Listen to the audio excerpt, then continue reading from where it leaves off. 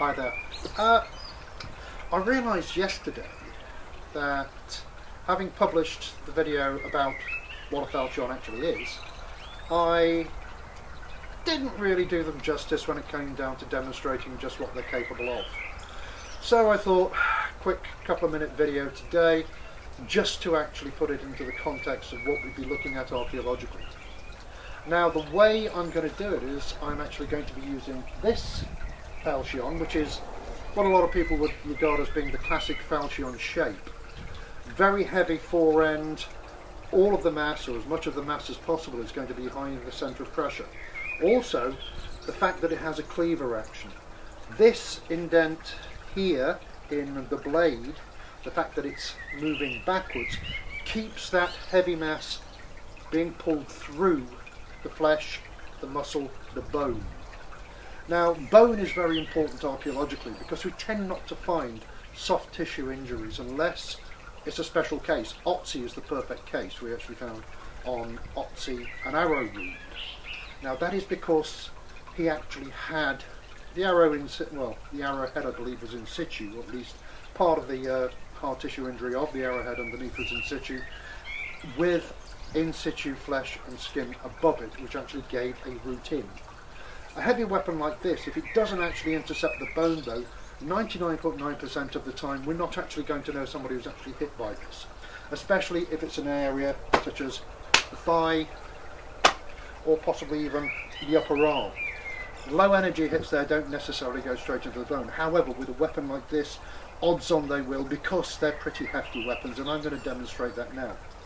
The mechanics, as I said, comes down to the fact that most of the actual mass of the blade is going to be directly behind the point of the cut, and as I intercept, because I'm moving from the shoulder, bringing the blade back towards me, all of that mass is then going to be kept at an angle to the cutting edge and is going to be coming back through the wound.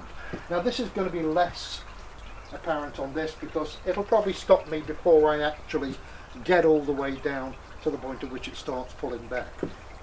However, this is a very, very, very good indicator of just how incredibly nasty these weapons could be. Now there are certain things that are going to happen here.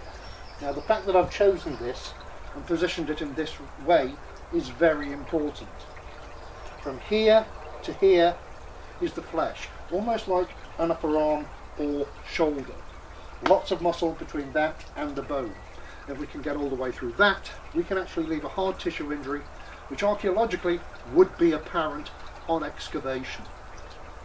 Also, it's important when looking at these things to see if there's any trace of any form of healing. A weapon like this isn't necessarily going to be instantly fatal. It will cut deep, but people can survive injuries like that.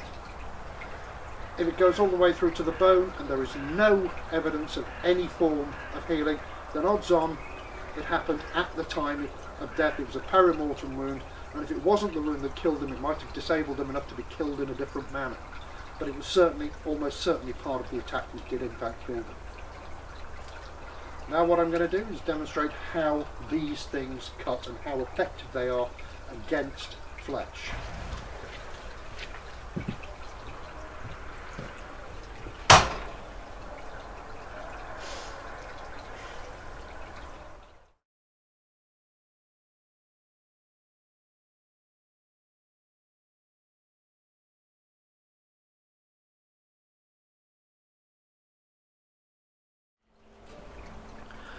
Now the depth and effect of this cut can be seen down by the fact that this has actually not just hit the bone, it's broken the bone.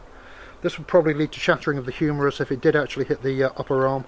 And as you can see here, marrow has been extruded down and out. What this would do in an actual human being, if they were hit in this manner on the upper arm, it would certainly render that arm completely and utterly useless. This would also give us a very, very good indication of just how effective this weapon is on a hard tissue injury, for the simple reason this is going to leave archaeological evidence, whether they like it or not. I'm just going to give it one more whack and see what happens.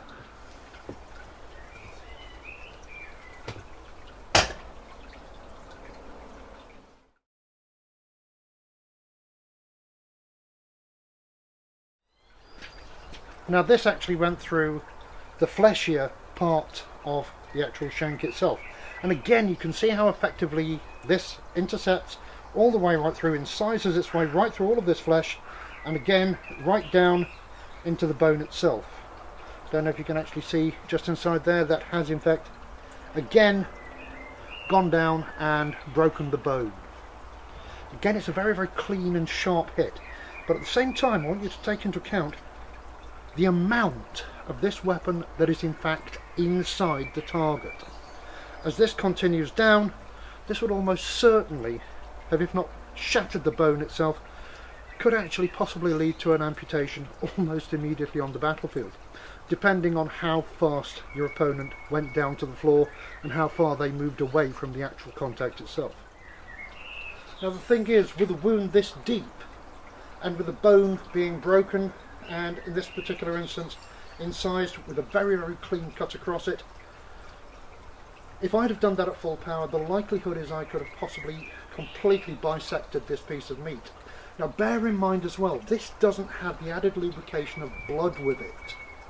So it's possible that not only would I have rendered this person completely hors de combat, I almost certainly would have left them with a permanent disability, if not with a potential instant amputation. This is how effective these weapons can actually be. Medieval battlefields were not places for the faint-hearted. Anyway, I'm now going to get back to Pat Castle 2. So, talk to you later. Bye.